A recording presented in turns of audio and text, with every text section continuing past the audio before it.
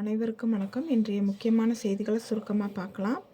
திருநெல்வேலி, தென்காசி, தூத்துக்குடி, கன்னியாகுமரி மாவட்டங்களில் நேற்று முன்தினம் இரவு தொடங்கி நேற்று இரவு வரை பல மணி நேரம் இடைவிடாமல் பெய்த மழையால் குடியிருப்புகளை தண்ணீர் சூழ்ந்தது.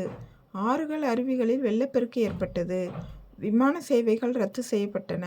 பள்ளி, கல்லூரிகளுக்கு இன்று விடுமுறை அறிவிக்கப்பட்டுள்ளது. குஜராத் மாநிலத்தில் சூரத் வைரச் சந்தை கட்டிடத்தை பிரதமர் நரேந்திர மோடி அவர்கள் நேற்று திறந்து வைத்தார். இதன் மூலம் அமெரிக்காவின் இராணுவ தலைமையகத்தை பின்னுக்கு தள்ளி உலகிலேயே மிகப்பெரிய அலுவலக கட்டிடமாக உருவெடுத்துள்ளது. சூரத் நகருக்கு அருகே கார்ஜோட் கிராமத்தில் அமைந்துள்ள இந்த கட்டிடம் 67 லட்சம் சதுர அடி பரப்பளவை கொண்டுள்ளது.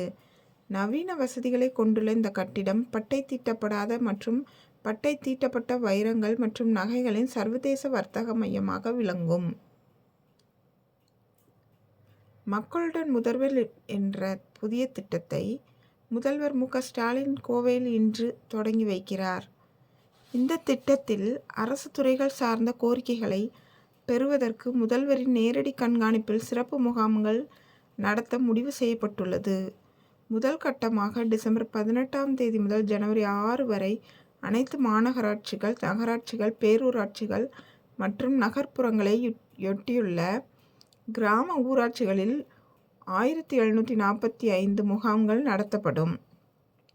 மிக்ஜாம் புயலால் பாதிக்கப்பட்ட மாவட்டங்களில் ஜனவரி முதல் வாரத்திலிருந்து 31ஆம் தேதி வரை இந்த திட்டத்துக்கான சிறப்பு முகாம் நடத்தப்படும்.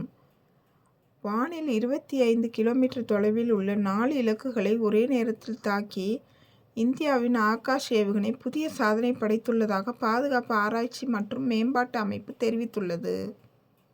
25 கிலோமீட்டர் தொலைவில் உள்ள இலக்குகளை ஒரே நேரத்தில் தாக்கும் ஆகாஷ் ஏவுகணை ஞாயிற்றுக்கிழமை வெற்றிகரமாக சோதனை செய்யப்பட்டது. இதன் மூலம் உலகின் முதன்முறையாக இத்திறன் படைத்த ஏவுகணையை கொண்ட நாடு என்ற பெருமையை இந்தியா பெற்றுள்ளது என குறிப்பிட்டனர்.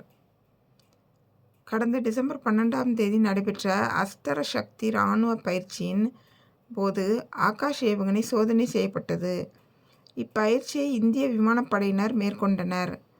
தரையிலிருந்து வானில் 25 கிலோமீட்டர் தொலைவில் உள்ள இலக்குகளை தாக்கும் ஆகாஷ் ஏவுகணை அதிக பாதிப்புகள் ஏற்படக்கூடிய பகுதிகளை பாதுகாப்பதற்காக பயன்படுத்தப்படுகிறது. இந்தியாவின் நட்புறவு நாடுகளுக்கு ஏற்றுமதி செய்யப்படும் இராணுவ தளவாடங்களில் ஆகாஷ் ஏவுகணை முக்கிய பங்கு வகிக்கிறது. பிரமோஸ் ஏவுகணை, டோர்னியர் 228 விமானம் உள்ளிட்டவை இந்தியாவிலிருந்து வெளிநாடுகளுக்கு ஏற்றுமதி செய்யப்படும் மற்றும் இராணுவ தளவாடங்கள் ஆகும்.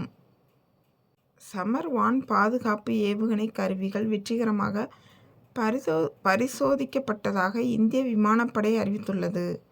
சமர் ஏவுகணை அமைப்பு 2 முதல் 2.5 மார்க் வேகத்தில் இயங்கும். ஏவுகணைகளின் அச்சுறுத்தலில் இருந்து பாதுகாப்பை வழங்கும்.